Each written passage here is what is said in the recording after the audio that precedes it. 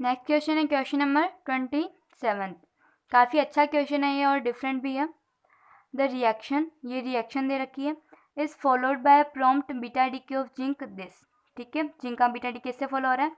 If the maximum energy of the positron is this, positron की maximum energy अगर इतनी है, the Q value of the original reaction in mega electron volt is nearest to, तो जो original reaction है उसकी Q value जो है वो लगभग कितनी होगी मेगा इलेक्ट्रॉन वोल्ट में। हमको इलेक्ट्रॉन, प्रोटॉन, न्यूट्रॉन इन सब के मास जो है वो ऑलरेडी गिवन है क्वेश्चन में। ठीक है, तो सॉल्व करते हैं इसको। देखिए, सबसे पहले हमको क्या है, ये जो रिएक्शन है उसके अंदर पॉजिट्रॉन की मैक्सिमम एनर्जी दे रखी है, तो यहाँ से स्टार्ट करते हैं। रिएक्शन फर्स्ट जो है वो, इसके लिए जब हम Q1 की बात करते हैं तो पहले तो ये रिएक्शन लिख देते हैं एक बार। 63 Zn30 gives 63 copper 29 plus positron plus new, right. तो इसके लिए Q1 क्या होगा, तो देखिए mass of reactant minus mass of product. ठीक है, उस तरीके से निकाल लेंगे हम। किसी में देखिए Q हम निकालते हैं, किसी में एनर्जी पॉजिटिव नेगेटिव, तो उसके अकॉर्डिंग ही आ जाएगा ना, रिलीज हो रही है कंपेरेटिव, उसके अकॉर्डिंग नेगेटिव पॉजिटिव आ जाता है। तो इसमें एक्सोथर्मिक, एंडोथर्मिक, आई होप ये सब पता होगा आप सबको। तो Q1 हम बात करते हैं इसके लिए, तो ये क्या है, पूरा एटम है।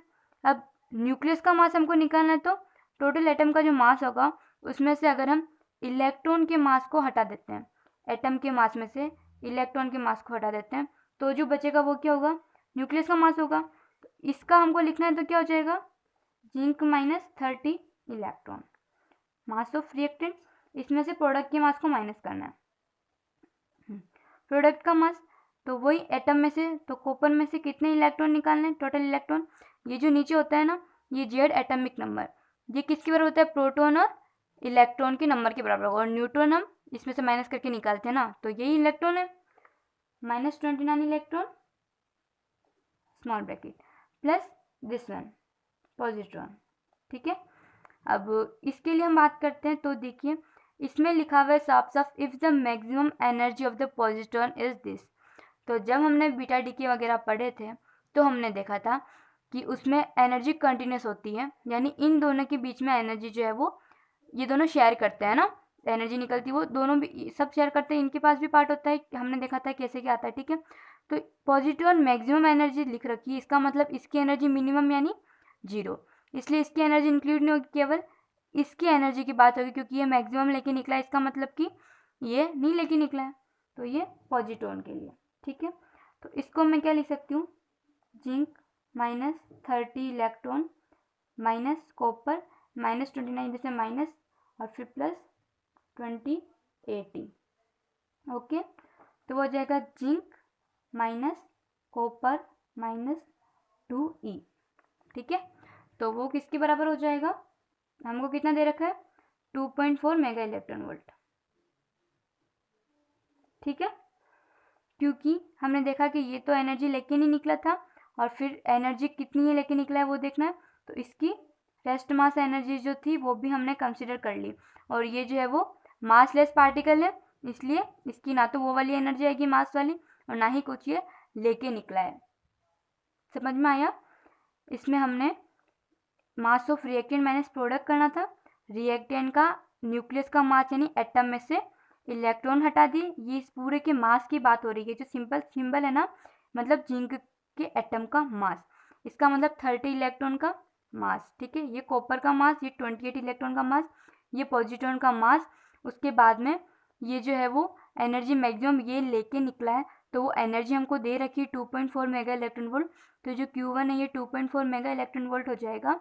ये मास लेस होता है न्यूट्रिनो, तो यहाँ कुछ नहीं आएगा, और कोई एनर्जी ऐड करने की जरूरत नहीं है इसकी वजह से, न्यूट्रिनो की वजह से, क्योंकि बोल रहा था कि मैक्सिमम एनर्जी पॉजिट्रॉन की इतनी है। अगर ये मैक्सिमम लेके निकला है, ये मिनिमम लेके निकला होगा, यानी ये नहीं लेके निकला होगा एकदम मिनिमम। ठीक है, नेग्लेक्ट के बराबर। तो इसके हमको ये इक्वेशन आ गई है एक। ठीक है, अब देखिए सेकंड वाली, मतलब जो फर्स्ट थी इस तरीके से देखा जाए तो, ठीक है, ये वाली रिएक्शन है, इसके लिए हमको निकालनी Q वैल्यू। तो रिएक्शन को लिख देती हूँ मैं एक बार। 63 copper 29 plus proton give 63 zinc 30 plus neutron. Q value इसकी कितनी होगी, Q2 लिख देते हैं, वही mass of reactant mass of product, ठीक है। तो आई थिंक ये फंडा कैसा है समझ में आ गया होगा। इसमें क्या लिखेंगे आप, कॉपर -29 इलेक्ट्रॉन और क्या प्रोटॉन का ऐड होगा, ये तो रिएक्टेंट का, माइनस प्रोडक्ट का जिंक -30 इलेक्ट्रॉन प्लस एक न्यूट्रॉन, ठीक है। तो सॉल्व करते हैं इसको, कॉपर माइनस जिंक -29 प्लस 30 यानी कि प्लस E और प्लस प्रोटॉन माइनस न्यूट्रॉन, ठीक है।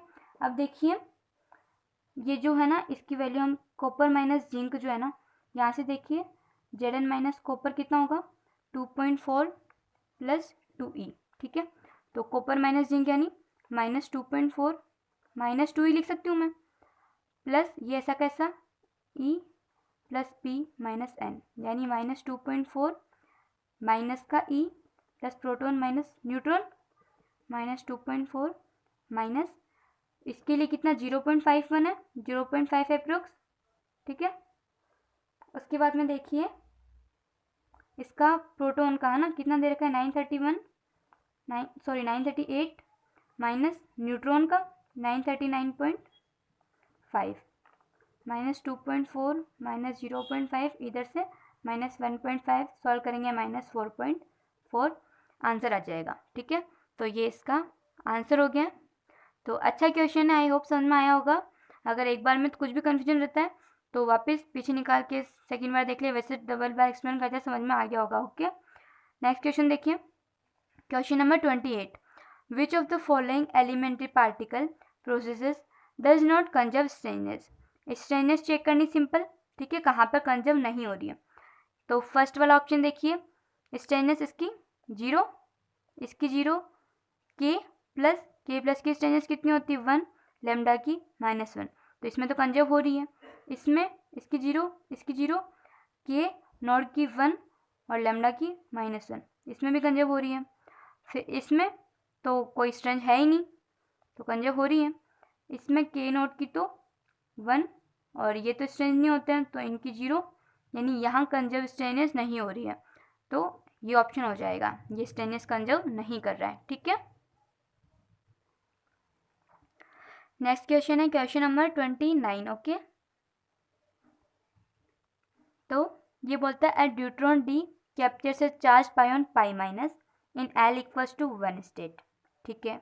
एक ड्यूट्रॉन है, डी कैप्चर करता है एक चार्ज पाइऑन पाई माइनस, तो plus pi minus in L equals to 1 state, ठीक है। And subsequently decays into a pair of neutrons, decay होता है पेयर ऑफ न्यूट्रॉन्स में, ठीक है, 2 न्यूट्रॉन हो गए, विया strong interaction,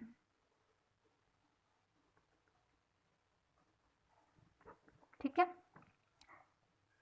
given that the intrinsic parities of, इन सब की हमको इंट्रिंसिक पैरिटीज दे रखी है, ठीक है। अब हमको थोड़ा रिकॉल कर लेते हैं, ये कंसेप्ट में क्या पढ़ा था, पैरिटी कंजर्वेशन के अकॉर्डिंग ऑर्बिटल टोटल पैरिटी जो होती है उसमें हम कौन सी लेते हैं, ऑर्बिटल पैरिटी, क्योंकि पैरिटी मल्टीप्लिकेटिव होती है, इनटू इंट्रिंसिक पैरिटी।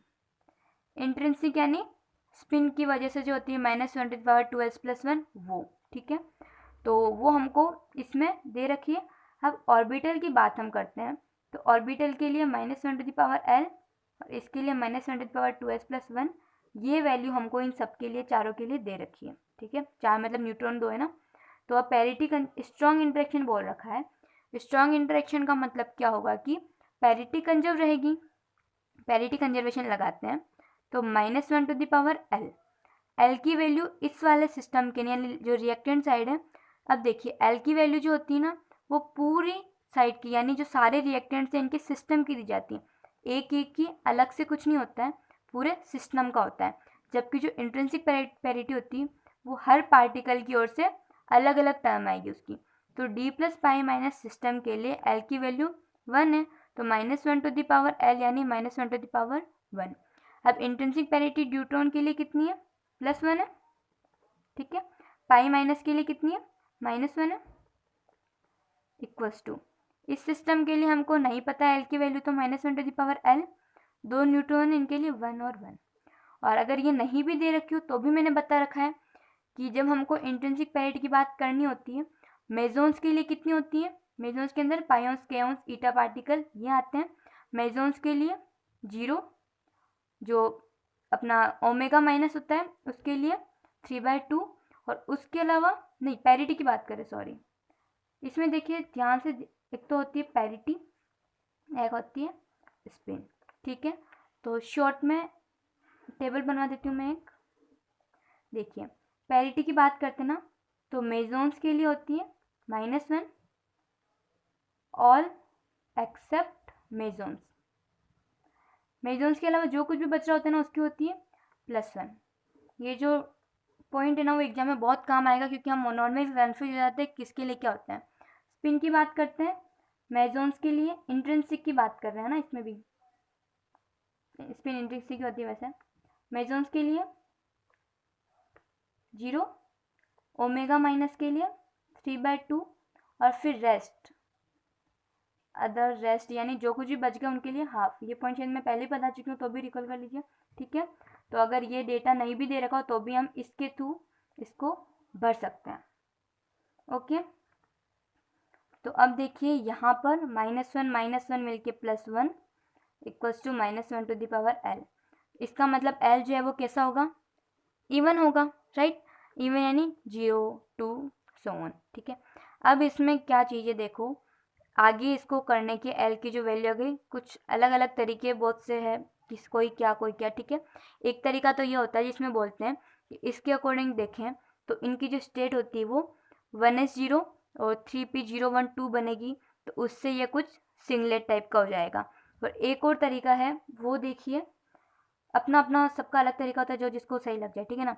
अब देखिए L की वैल्यू इवन है, इसका मतलब क्या हुआ कि ऑर्बिटल वेव फंक्शन जो है वो कैसा होगा, सिमेट्रिक होगा, राइट। अब देखिए टोटल वेव फंक्शन जो होता है ना, वेव फंक्शन मल्टीप्लिकेशन में आएगा, orbital wave function into spin wave function. हमको बात क्या करना है, स्पिन वेव फंक्शन बतानी है फाइनल स्टेट न्यूट्रॉन्स की। तो फाइनल स्टेट के लिए हमने L तो निकाल लिया, इवन है, यानी ऑर्बिटल तो सिमेट्रिक हो गया। अब देखिए न्यूट्रॉन्स की बात कर रहे हैं, न्यूट्रॉन्स क्या होते हैं, फर्मियोन्स होते हैं, ठीक है। फर्मियोन्स के लिए वेव फंक्शन कैसा होता है, एंटी सिमेट्रिक होता है, टोटल वेव फंक्शन, ठीक है। तो ये एंटी सिमेट्रिक है या फिर एसिमेट्रिक बोल सकते हैं। ऑर्बिटल वेव फंक्शन सिमेट्रिक है इनटू स्पिन वेव फंक्शन। इसका मतलब यहाँ पर क्या होना चाहिए, ये सिमेट्रिक है तो स्पिन वेव फंक्शन अगर एसिमेट्रिक होगा तभी टोटल वेव फंक्शन एसिमेट्रिक बन पाएगा, ओके। अब ये से क्वांटम में हम लोग इस पार्ट को अच्छे से पढ़ते हैं, सिमेट्रिक एसिमेट्रिक, जब उसमें अरेंजमेंट होता है ना आइडेंटिकल पार्टिकल्स का, उसमें तो ये हो गया। अब देखिए एंटी सिमेट्रिक जो होती है ना वो तो एक ही स्टेट होती है, और इसमें सिमेट्रिक की बात करते हैं तो वो 3 स्टेट होती है। तो एंटी सिमेट्रिक में एक ही पॉसिबल है, तो वो किस में आ जाएगा, सिंगलेट में आ जाएगा। कुछ इस तरीके से बनेगी जैसे psi1 2 2 पार्टिकल्स है ना, फर्मियोन्स के अंदर होता है ये चीज़। तो 2 फर्मियोन्स हैं, उनके लिए 1/√2, फिर फर्स्ट का अप और सेकंड का डाउन, माइनस सेकंड का अप और फर्स्ट का डाउन, इस तरीके से वो बनता है। एसिमेट्रिक होता है, इस तरह का एक ही होता है तो वो सिंगलेट में आ जाएगा, ठीक है। इसलिए इसका आंसर हो जाएगा सिंगलेट। तो हमने क्या किया कि इस सिस्टम के लिए L इवन आ गया, यानी ऑर्बिटल वेव फंक्शन सिमेट्रिक है। टोटल जो होता है वो ऑर्बिटल और स्पिन वाले दोनों वेव फंक्शन का प्रोडक्ट होता है। अब क्योंकि न्यूट्रॉन्स फर्मियोन्स है तो इनका total wave function anti symmetric होना चाहिए। ये एंटी सिमेट्रिक है तो सिमेट्रिक के साथ में एंटी सिमेट्रिक मल्टीप्लाई होगा तभी टोटल जो है वो एंटी सिमेट्रिक होगा, या फिर एसिमेट्रिक तो स्पिन वाला एसिमेट्रिक होगा। अब एसिमेट्रिक के अंदर तो एक ही होता है और सिमेट्रिक में 3 स्टेट्स बनती है। एंटी सिमेट्रिक में एक स्टेट कौन सी बनती है, इस तरीके की बनती है, स्पिन अप डाउन है ना, 2 है ना, एक 2 न्यूट्रॉन्स है तो एक की स्पिन अप और दूसरे की डाउन, माइनस इस तरह कॉम्बिनेशन बनता है, तो ये सिंगलेट में आ जाएगा, तो ये सिंगलेट हो गया है, okay. Now question number 30, a nucleus decays by, ये जो क्वेश्चन अभी चल रहा है ना, जो अभी कराया था, और ये जून 2019 के चल रहे हैं, ठीक है। और इसके बाद जो आएंगे वो दिसंबर 2019 के आएंगे। तो मतलब ये लेटेस्ट क्वेश्चन है, तो अच्छे क्वेश्चन है काफ़ी, है ना, मतलब जिनमें कुछ सोचना पड़ जाता है। वैसे इसमें सोचना नहीं है, पहले वाले के लिए बोल रही हूँ, और कुछ आगे भी आएंगे। मतलब ऐसे कि कहीं ना कहीं हम कंफ्यूज जाते हैं, स्पेशली एग्जाम में करना और बाकी घर पे करने में बहुत डिफरेंस होता है। एग्जाम में आपके दिमाग में वैसे इतना प्रेशर होता है कि चीज़ें अपने आप ही कुछ कुछ मिस्टेक हो जाती हैं। तो फिलहाल तो क्वेश्चन नंबर 30 करते हैं। A nucleus decays by the emission of a gamma ray from an excited state of spin parity 2 plus to the ground state with spin parity 0 plus। तो न्यूक्लियर डिके हो रहा है, गामा रे इमिट हो रही है, excited state 2 plus से ground state 0 plus में आ रहा है, ठीक है। What is the type of the corresponding radiation. तो जो रेडिएशन है उसका टाइप क्या होगा। तो इस तरह क्वेश्चन हमको क्या करना पड़ता है, पहले मल्टीपोलरिटी एल निकालते हैं,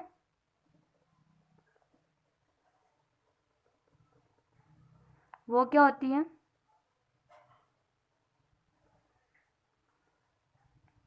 जी आई माइनस जे एफ टू जे आई प्लस जे एफ, यानी 2 माइनस 0 2 प्लस 0, तो टोटल क्या आएगा 2 ही आएगा, ठीक है। अब और मल्टीपोलरिटी आ गई।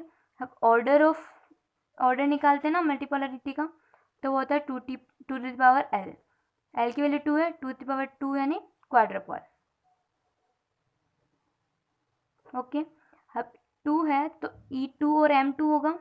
अब इनमें से अलाउड कौन सा होगा, ये तो पॉसिबल है, इनमें से अलाउड के लिए हमको क्या पैरिटी कंजर्वेशन लगाना होगा, यानी P initial equals to P gamma P final. इसका मतलब ये तो क्या है, P इनिशियल पॉजिटिव है, P gamma P final positive है, इसका मतलब P गामा जो है वो भी पॉजिटिव होनी चाहिए। अब देखिए कि इनके लिए कैसे दी जाती है, ई एल जो होता है ना उसके लिए तो हम जो पैरिटी देते हैं -1 टू द पावर एल से, और जो एम एल होता है ना उसके लिए -1 to the power L plus 1 से लेते हैं। एल की वैल्यू यहाँ पे क्या है 2, तो E2 के लिए -1 टू द पावर 2 यानी +1 आ जाएगी, और M2 के लिए फिर -1 टू द पावर 2 + 1 3, तो -1 आ जाएगी।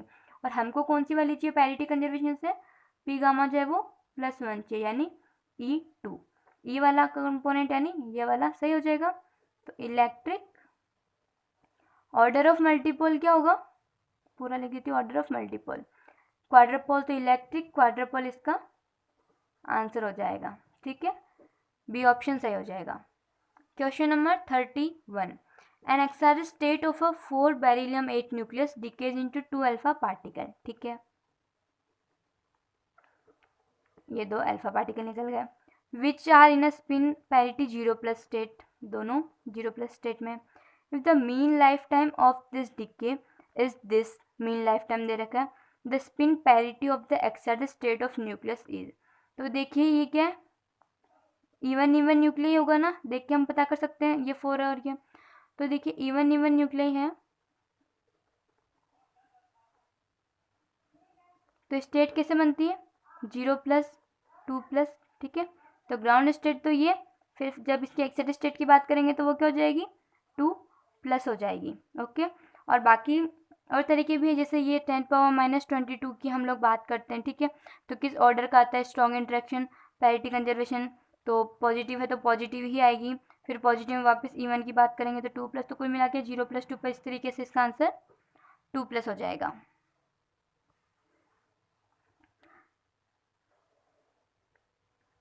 Question number 32, the mean life, ये भी जून 2019 का है ना, the mean life time of the following decays, ठीक है, ये 3 प्रोसेस है, इनके लिए मीन लाइफ टाइम ये टो रो पाई न्यू सब डिनोट कर रखे हैं। तो हमको दे सेटिस्फाई, तो इनमें से कौन सा सही है ना जो हमको पता लगाना है। तो इस तरीके से जब ये ऑर्डर आता है तो हमको क्या करना होता है, पहले हम लोग इनका, क्योंकि हमको लाइफ टाइम का ऑर्डर चाहिए, तो लाइफ टाइम पता होने के लिए पहले हमको ये पता होना चाहिए कि ये इनमें इंट्रैक्शन किस टाइप का रहा है, यानी स्ट्रॉन्ग हो रहा है, इलेक्ट्रोमैग्नेटिक हो रहा है या वीक हो रहा है। तो देखिए रो मेजॉन्स का डीके जो होता है वो तो होता है स्ट्रॉन्ग, ठीक है। स्ट्रॉन्ग इंट्रैक्शंस के लिए लाइफ टाइम, जिसको टो रो से डिनोट करती हूँ ना मैं, तो स्ट्रॉन्ग इंट्रैक्शन के लिए ऑलमोस्ट 10⁻⁻23 सेकेंड होता है, ठीक है। उसके बाद में गामा, अब मैंने आपको लिखवाया था कि जहाँ पर भी फोटोन्स इन्वॉल्व हो जाते हैं, तो क्योंकि ये फोटोन्स इन्वॉल्व हो रहे हैं तो यहाँ पर इलेक्ट्रोमैग्नेटिक इंट्रैक्शन होगा, तो इसको टो पाई दे रखा है, इसमें लिख देती हूँ स्ट्रॉन्ग। इलेक्ट्रोमैग्नेटिक के अंदर ऑर्डर कितने का होता है, ऑलमोस्ट 10⁻⁻14 टू 10⁻ 20 सेकेंड, ठीक है। अब ये वाला देखिए, लेप्टॉन्स इन्वॉल्व हो रहे हैं और लेप्टॉन्स में भी इसमें क्या है कि न्यूट्रिनोज इन्वॉल्व हो रहे हैं। ओके, लेप्टॉन्स इन्वॉल्व हो रहे हैं तो हमको पता है लेप्टॉन्स और हेड्रॉन्स के मेन डिफरेंस की वजह से कि लेप्टॉन्स स्ट्रॉन्ग इंटरेक्शन को फील नहीं करते हैं, यानी या तो यहाँ पर इलेक्ट्रोमैग्नेटिक होगा या फिर यहाँ पर वीक हो सकता है। अब जहाँ पर न्यूट्रिनोज दिख जाते हैं ना, न्यूट्रिनोज के दिखने का मतलब है, तो इसका मतलब वीक है ना, न्यूट्रिनोज जैसे ही दिखे तो वीक इंटरेक्शन हो जाएगा। इसको टो न्यू से डिनोट कर रहा है। इसके लिए जो लाइफ टाइम की रेंज होती है वो होती है 10⁻⁶ to 10⁻10 सेकेंड। ये सब क्या लिख रहे हैं हम, इनके लाइफ टाइम्स लिख रहे हैं ना, मीन लाइफ टाइम्स। तो इनका ऑर्डर जमाए हम तो इंक्रीजिंग ऑर्डर में तो to rho, to pi, to nu, तो आंसर सी ऑप्शन सही हो जाएगा। देखिए क्वेश्चन बहुत सिंपल तरीके का है। अब आप इसे कन्फ्यूज, अरे यार लाइफ टाइम आ गए, अब तो ऐसा कुछ नहीं है, अपने को पता होना चाहिए कि इंटरेक्शन कौन सा है, उसमें भी छोटी छोटी चीज़ें पता होनी चाहिए कि जैसे ये रोमेजोन से तो इनका स्ट्रॉन्ग से होगा, और अगर नहीं पता पड़ता है तो हम इसमें कंजर्वेशन लॉज वगैरह लगा के भी चेक कर सकते हैं। पर ये जो कुछ चीज़ें इनका पॉइंट्स माइंड में होना चाहिए, एग्जाम में इतना टाइम होता नहीं है। फोटोन्स आ गए तो इलेक्ट्रोमैग्नेटिक है, लेप्टॉन्स आ गए तो स्ट्रॉन्ग तो होगा नहीं, या तो इलेक्ट्रोमैग्नेटिक होगा या वीक होगा। अब लेप्टॉन्स में भी न्यूट्रिनोज इन्वॉल्व हो गए तो वीक ही होगा, तो सी ऑप्शन सही हो जाएगा। Okay, now question number 33। तो देखिए ये इसी बार का यानी दिसंबर 2019 का ही क्वेश्चन है। The Bethe Weizsacker formula for binding energy in mega electron volt of a nucleus of atomic number Z and mass number is this. The ratio Z/A for the most stable isobar of A = 64 nucleus is nearest to. तो ये भी बहुत simple question है। कुछ कुछ question है ना, जैसे ये सेमी इंपिरिकल मास फॉर्मूला वाला है, स्पिन पैरिटी वाला है। अब इनसे टॉपिक से क्वेश्चन तो आना ही, और वो घुमा घुमा के भी कितना घुमा देंगे इन क्वेश्चन को, है ना। तो बहुत सिंपल होता है। इस तरह के हमने काफ़ी क्वेश्चंस कर रखे हैं, 3-4 क्वेश्चंस तो मैंने उस वीडियो में ही करा रखे हैं, तो इसलिए देखना उस वीडियो को अगर नहीं देखा हुआ है तो सिंपल ये मेरे पास फॉर्मूला है, इसको मान लीजिए मैं बी से नोट कर देती हूँ। तो अब इसमें मेरे को क्या करना है, प्रोसेस बता देती हूँ, मैं पूरा सॉल्व नहीं करती हूँ, ठीक है। कैलकुलेशन है क्योंकि बहुत ज़्यादा। del v/del z = 0। इसको जब मैं सॉल्व करूँगी इसमें, तो ये कांस्टेंट 0, ये कांस्टेंट टर्म, फिर इन वाले टर्म के लिए मेरे को इसको सॉल्व करना है। इससे मेरे को क्या करना है, z की वैल्यू निकालनी है। अब a की वैल्यू जो है वो हमें को 64 ऑलरेडी दे रखी है, तो जो z की वैल्यू इससे निकल के आएगी, Z/A करके उसको सॉल्व करेंगे तो आंसर 0.45 आ जाएगा। अब देखिए इस बार जो एग्जाम हुआ था, जैसे ये 15.8, ये बहुत छोटे छोटे नंबर्स है ना, और कैलकुलेटिव पार्ट भी बहुत है इसके अंदर। अगर अपन घर पे कर देना कैलकुलेटर से फटाफट हो जाता है, 2-3 मिनट मैक्सिमम, लेकिन जब वहाँ पे करने बैठते हैं तो एक तो पहला ऐसा लगता है कि वहाँ पर जैसे नॉर्मली क्या होता है कि हम लोग को, मैं थोड़ा बता देती हूँ एक्स्ट्रा पर, रीजनिंग पहले अटैम्प्ट नहीं करनी होती है, क्योंकि उसमें क्या होता है कि हमको पता ही नहीं पड़ता, क्योंकि क्वेश्चन तो ऑफकोर्स आ ही रहे होते हैं, थोड़ा दिमाग लगाएंगे, रीजनिंग क्वेश्चन आराम से हो जाते हैं, तो उसमें टाइम कितना चला जाता है पता नहीं पड़ता है। तो पार्ट सी से स्टार्ट करना चाहिए, और पार्ट सी में स्टार्ट करते हैं ना, तो पहला इक्वेशन जब इस तरह का होता है, आई नो क्या होता है, इसको मतलब करने बैठे और पहला इक्वेशन देखा, करा करा कैलकुलेशन कर रहे हैं घड़ी में, वो ऊपर आजकल तो टाइम चलता रहता है क्योंकि कंप्यूटर पे होने लग गया, तो टाइम गया 5 मिनट 6 मिनट, वाह ठीक है। तो ऐसे क्वेश्चन में गिव अप नहीं करना है, क्योंकि क्या बहुत ही ईजी क्वेश्चन होता है, थोड़ी सी कैलकुलेशन होती है लेकिन आंसर आ जाता है, और डिफरेंस भी थोड़ा कम का होता है, तो एक्यूरेसी सॉल्व करना होता है।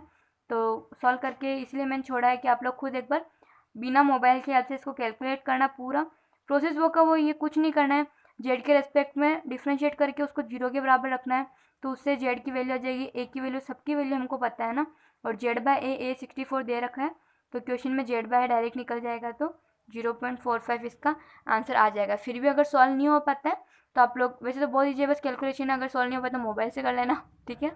फिर भी नहीं हो, कुछ कहीं अटक जाओ तो कमेंट कर देना, मैं सॉल्यूशन पूरा करवा दूँगी, है ना। पर इस तरह क्वेश्चन हमने बहुत करे हैं।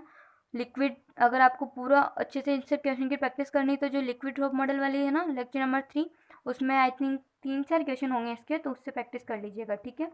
अब है क्वेश्चन नंबर 34, ठीक है। Which of the following decay processes is allowed. इनमें से कौन सा डीके प्रोसेस जो है वो अलाउड है। ओके, तो स्टार्ट करते हैं, इन्हीं के नीचे नीचे सॉल्व कर देती हूँ। ए ऑप्शन को देखते हैं सबसे पहले। चार्ज की बात करते हैं, 0, 1, -1 चार्ज अलाउड है। लेप्टॉन नंबर की बात करते हैं, तो इसका तो 0, इसका क्या होगा -1, इसका 1, टोटल इसके म्यूऑन की फैमिली का इलेक्ट्रॉन नंबर 0 अलाउड है। बैरियन नंबर की बात करते हैं, 0 0 0, ये भी अलाउड है। पहले इन चीज़ों को देख लेते, बाद में बाकी चीज़ों को देखेंगे, है ना। इसके लिए हम बात करते हैं चार्ज की, तो -1 0 अलाउड है। इलेक्ट्रॉन नंबर की बात करते हैं, यहाँ पर एक म्यूऑन है तो म्यूऑन की फैमिली का इलेक्ट्रॉन नंबर कंजर्व नहीं होगा, और यहाँ पर इलेक्ट्रॉन है तो इलेक्ट्रॉन की फैमिली का भी इलेक्ट्रॉन नंबर कंजर्व नहीं होगा। तो इसका मतलब क्या है कि ये चीज़ में भी प्रॉब्लम आ जाएगी, तो इलेक्ट्रॉन नंबर कंजर्व नहीं है, तो ये रिएक्शन पॉसिबल नहीं है, तो इसके आगे क्रॉस। इसकी बात करते हैं अब हम, तो चार्ज 0 1 -1 कंजर्व, इलेक्ट्रॉन नंबर एक भी इलेक्ट्रॉन नहीं कंजर्व, बैरियन नंबर 1 1 0 कंजर्व, ठीक है, 3 हो गए। इसकी बात करते हैं, तो चार्ज 0 1 -1 कंजर्व, इलेक्ट्रॉन नंबर एक भी इलेक्ट्रॉन नहीं है कंजर्व, बैरियन नंबर इसका 1 इसका 0 0 कंजर्व नहीं है, तो ये भी रिएक्शन पॉसिबल नहीं है। अब बात आती है इन दोनों रिएक्शंस की, ठीक है, तो कौन सी अलाउड है। तो देखिए इसमें हमको क्योंकि अलाउ फॉरबिडन देखना होता है, तो हमको क्या क्या चेक करना होता है, charge, electron number, Baryon number, फिर वो कंजर्वेशन कौन सा है, एनर्जी, लीनियर मोमेंटम इनके। तो लीनियर मोमेंटम के तो हम लोग जब ऐसा होता है ना कि एक इलेक्ट्रॉन पॉजिट्रॉन मिल रहा होता है, गामा फोटोन बन रहा होता है, उन चीज़ों में चेक करते हैं, ठीक है। और इसके लिए जैसे हम देखते हैं ना इनमें, तो फिर एनर्जी की बात आती है। तो देखिए, तो एनर्जी कंजर्वेशन वगैरह के लिए चेक करना है, तो सबसे पहले हम इसमें एनर्जी कंजर्वेशन लगा देते हैं। तो देखिए न्यूट्रॉन के लिए ना 939.6, इसमें 938 होता है 0.3, पायोन्स के अंदर ऑलमोस्ट 135 139 समथिंग कुछ होता है। तो एनर्जी कंजर्वेशन की इसमें प्रॉब्लम आएगी, इसलिए ये एनर्जी कंजर्वेशन को वायलेट कर रहा है, ठीक है, इसलिए ये रिएक्शन भी अलाउ नहीं होगी। तो रिएक्शन कौन सी अलाउ हो जाएगी, सॉल्यूशन ए, ऑप्शन ए इसका करेक्ट आंसर हो जाएगा, ठीक है। उसके बाद क्वेश्चन आता है, question number 35, the strong nuclear force between a neutron and a proton in a zero orbital angular momentum state is denoted by FNPR, ठीक है। एक न्यूट्रॉन एक प्रोटॉन, उनके बीच में strong nuclear force zero orbital angular momentum state में इससे denote करते हैं। आर जो है वो सेपरेशन है उनके बीच में, FNNR FPPR डिनोट करते हैं फोर्स बिटवीन, दिख रहा है न्यूट्रॉन और प्रोटॉन के बीच में रेस्पेक्टिवली, वही जीरो ऑर्बिटल मोमेंटम स्टेट, ठीक है। Which of the following is true on average if the internuclear distance is this, इस लाइन का मतलब समझिए, ठीक है।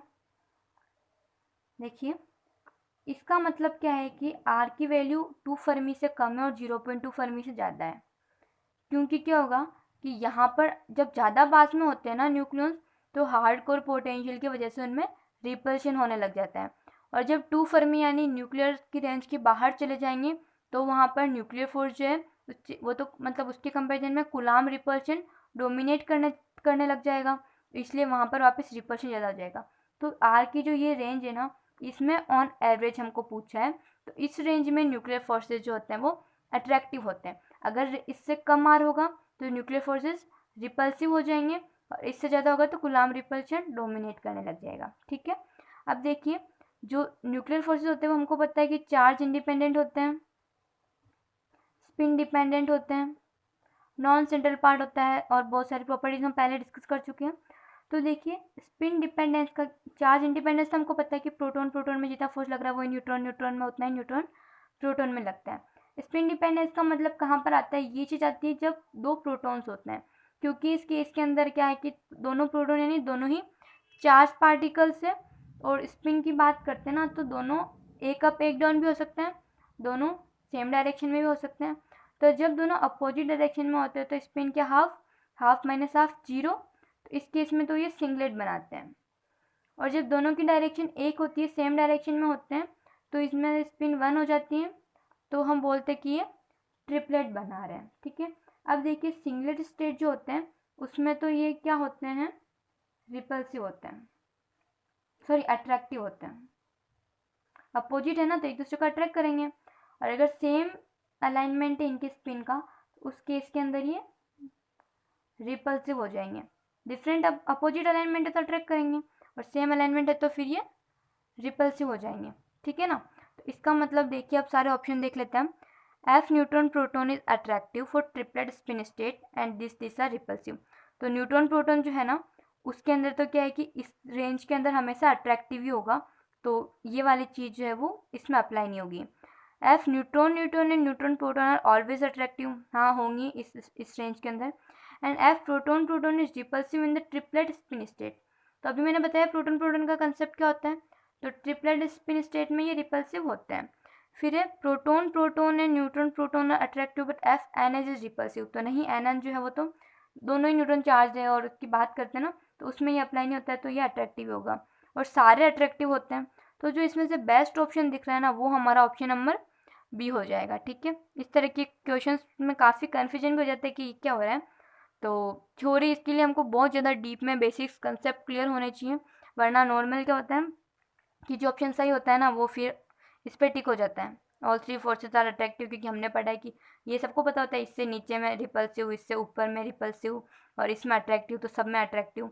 पर ये वाला जो प्रोटोन का जो केस होता है ना, एफ प्रोटोन, इस चीज़ के ऊपर भी ध्यान रखना होता है कि इसमें जो स्पिन डिपेंडेंसी होती है ना तो उसका इस तरह का कंसेप्ट बनता है। तो ये अभी लेटेस्ट दिसंबर 2019 के क्वेश्चन थे, तो नेट के अब तक के सारे जो भी आए हुए क्वेश्चन से इंपॉर्टेंट है। किसी में बोनस मिल गया तो वो मैं वैसे छोड़ देती हूँ ना, क्योंकि फिर इग्नोर। तो बाकी जो क्वेश्चन थे नॉर्मली या तो मैंने बता दिया कि किस लेक्चर में, या फिर सारे क्वेश्चन जो भी अब तक के आए हुए हैं सॉल्व करा दिए। अब क्वेश्चन नंबर 10 जो है वो बच रहा था, जिसमें मैंने बोला था कि इसमें रिलेटिविटी भी मिक्स होगी, तो वो मैं एक्सप्लेन कर देती हूँ। अगर समझ में आ जाए तो अच्छा है, वैसे आई होप समझ में आ जाएगा, क्योंकि रिलेटिविटी का भी कोई इतना भारी कंसेप्ट नहीं लगाना उसमें, बस सिंपल सा फॉर्मूला है ना, तो उसको देख लेते हैं अब हम। So it's question number 10। Question क्या है जो पढ़ते हैं, muons are produced through the annihilation of a particle A and its antiparticle. ठीक है, तो म्यून्स बन रहे हैं, ये हो गया पार्टिकल ए, इसका एंटी पार्टिकल ए बार, और इनका एनिलिएशन से ये म्यून्स बने। A muon has a rest mass of this, muon का रेस्ट मास दे रखा है, and its proper life time is 2 microsecond. इसकी प्रॉपर लाइफ टाइम जो है वो 2 माइक्रोसेकेंड है। If the centre of mass energy of collision is this, अगर कॉलिजन की सेंटर ऑफ मास एनर्जी इतनी है in the laboratory frame that coincides with the centre of mass frame, left frame में जो कोइंसाइड करती है CM frame में, then the fraction of muons that will decay before the reach a detector placed 6 kilometre away from the interaction point। ये interaction point है, इससे 6 kilometre दूर में डिटेक्टर रखती हूँ, तो फ्रैक्शन ऑफ म्यून्स जो वहाँ पर पहुँचने say that will decay before, वहाँ पर पहुँचने से पहले डिके हो जाएंगे, वो कितने होंगे। ठीक है, तो सॉल्यूशन करते चलो इसका। देखिए ये है, हमको दे रखा है a plus A bar gives, ये रिएक्शन है कि, और क्या दे रखा है एम म्यून 105 मेगा इलेक्ट्रॉन वोल्ट पर सी स्क्वायर, प्रॉपर लाइफ टाइम जो टोनोड है वो 2 माइक्रोसेकेंड है, और क्या दे रखा है एनर्जी दे रखी 2.1 गीगा इलेक्ट्रॉन वोल्ट। ये इंटरेक्शन पॉइंट है, यहाँ से निकले, ये डिटेक्टर है, यहाँ तक पहुँचे, इनके बीच की डिस्टेंस है 6 किलोमीटर। अब देखिए हमको निकालना क्या है, हम लोग बोलते हैं कि जो रेडियो एक्टिविटी में मेन इक्वेशन क्या होती है, n equals to n naught e to the power minus lambda t। ठीक है, n क्या होता है यहाँ पे, number of undecayed nuclei, number of undecayed nuclei होते हैं n। अब देखिए n नोड क्या होते हैं, इनिशियल नंबर ऑफ न्यूक्लियाई, यानी शुरू में कितने न्यूक्लियाई थे वो होते हैं n नोड। तो देखिए अनडिकेड इतने हैं, शुरू में इतने, और हमको क्वेश्चन में क्या बोला इन्होंने कि the fraction of muons that will decay before the reach, यानी डीके कितने होते हैं उनका फ्रैक्शन, तो डीके हो कितने रहे n नोड माइनस n, शुरू में जितने थे उनमें से जितने बच गए उनको माइनस कर देंगे, तो क्या बचेगा कि डीके कितने हुए, और फ्रैक्शन चाहिए तो फ्रैक्शन में हमको डिवाइडेड बाय n नोड लिखना होगा, तो वो कितना हो जाएगा 1 minus n by n naught. अब यहाँ से हम लोग देख सकते हैं n बाय n नोड कितना होगा, exponential of minus lambda T, 1 minus e to the power minus lambda T. यहाँ तक समझ में आया। उसके बाद देखिए अब हमको क्या करना है, ये t और लैम्डा की बात करते हैं, तो इसको मैं क्या लिख सकती हूँ 1 minus e to the power minus lambda जो है वो क्या होता है 1/2 होता है और टाइम t, ठीक है। तो जो टो है ना वो तो हमको ऑलरेडी कौन सा दे रखा है, टो नोट दे रखा है, ठीक है, यानी प्रॉपर लाइफ टाइम हमको दे रखा है। इसके अंदर टाइम जो है ना वो हमको टी नोट चाहिए, तो वो टी नोट कैसा आएगा जो देखते हैं, क्योंकि हमको टाइम इसमें निकालना है टी नोट। तो पहले सिंपल टाइम देखिए, distance equal to speed into time से टाइम क्या हो जाएगा, distance divided by speed. Distance कितनी 6 किलोमीटर ट्रेवल की उसने, 6 × 10⁻³ मीटर डिवाइडेड बाय स्पीड, वही लाइट की स्पीड। सॉल्व करेंगे तो इसका आ जाएगा 20 माइक्रोसेकंड। अब देखिए रिलेटिविटी की जब हम बात करते हैं तो लेंथ कॉन्ट्रैक्शन टाइम डायलेशन इन सब के फॉर्मूले में एल क्या होता है, length contraction L not √1 - v² c²। Time T क्या होता है टी नॉट √1 - v² c²। और मास एम क्या हो जाता है am not divide by √1 - v² c²। जहाँ पर गामा हम किसको बोलते हैं, ये जो 1 डिवाइडेड बाई टर्म आ रही ना, 1 डिवाइडेड बाय √1 - v² c², इसको हम गामा बोलते हैं, ठीक है। तो देखिए यहाँ से फॉर्मूले से हमको टी नोट निकालना है इसको, तो क्या बोल दूंगी टी नोट कितना हो जाएगा, टी इसके साथ ये मल्टीप्लाई में जाएगा, और क्योंकि ये क्या 1 गामा होता है तो टी बाय गामा, ठीक है। अब इसमें टी तो मुझे पता है, गामा मुझे निकालना है, तो गामा में कैसे निकालेंगे वो चीज़ देखिए। एनर्जी ई क्या होती है एम नोट एम c² होती है ना, एम c²। अब m जो है इस केस में क्या हो गया, M note divided by √1 - v² c² और c²।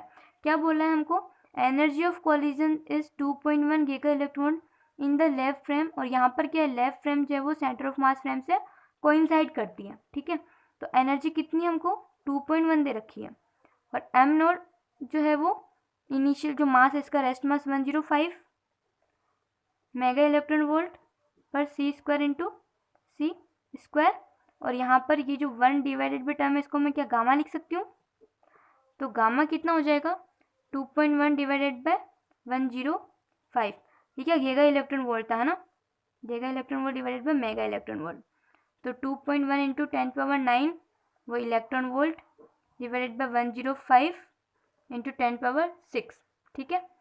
तो ये कितना हो जाएगा, इधर आगे ले जाती हूँ ना, 2100 डिवाइडेड बाय 105, नियरली ये 20 के बराबर आ जाएगा, है ना, नियरली क्या मतलब आ ही जाएगा 20 के बराबर आ गया। तो इससे गामा की वैल्यू आ गई है, तो गामा की वैल्यू अगर मैं यहाँ से यहाँ पे रखती हूँ तो टी नोट जो है वो क्या है टी बाय गामा, टी की वैल्यू क्या है 20 माइक्रोसेकेंड, गामा की वैल्यू क्या है 20, हो जाएगा 1 माइक्रोसेकेंड, ठीक है। तो हमारे पास ये जो चीज़ थी ना, ये कितनी हमको ये निकालनी थी 1 - एक्सपोनेंशियल ऑफ माइनस जो यहाँ पर टी नोट है वो तो क्या 1 माइक्रोसेकेंड, और ये हमको क्या दे रखा था टो नोट 2 माइक्रोसेकेंड, है ना, तो वो कितना हो जाएगा 1 - e⁻⁻²। अब ऑप्शंस देखिए, इसके अंदर ये सबसे क्लोजेस्ट जो है वो कौन सा इसका, तो 1 - e⁻⁻1 इसका अप्रोक्सीमेशन ले लेते हैं हम लोग। इसमें यहाँ पर क्या है कि यहाँ पर जो ये हुआ है ना लैब और सेंटर मास टाइप का फ्रेम का, उसकी जैसा आंसर है, तो हमको इसमें अप्रोक्सीमेटली लेना है, ठीक है। तो इसका आंसर हो जाएगा फिर 1 - e⁻⁻1। ओके, तो नेट के न्यूमेरिकल्स भी अब ख़त्म होते हैं, इसके बाद नेक्स्ट वीडियो में मैं जेस्ट के डालूँगी, तो तब तक पढ़ते रहिए, अच्छे से न्यूमेरिकल सॉल्व करिए। आई थिंक नेट की न्यूमेरिकल्स में काफ़ी कुछ सीखने को मिला होगा, क्योंकि थ्योरी करना और न्यूमेरिकल्स करना दोनों अलग अलग बात होती है, अलग अलग इन द सेंस की बहुत बार हमारे कंसेप्ट रिकॉल होते हैं, बहुत बार हम थ्योरी पढ़ के तो भूल ही जाते हैं कि क्या क्या होता है, तो उसको वापस रिकॉल करना, प्लस न्यूमेरिकल्स में हमेशा कुछ ना कुछ सीखने को मिलता है हमको नया, कुछ टफ होते हैं कुछ ईजी होते हैं, तो अच्छा है, पढ़ते रहिए। Okay, all the best guys, thank you.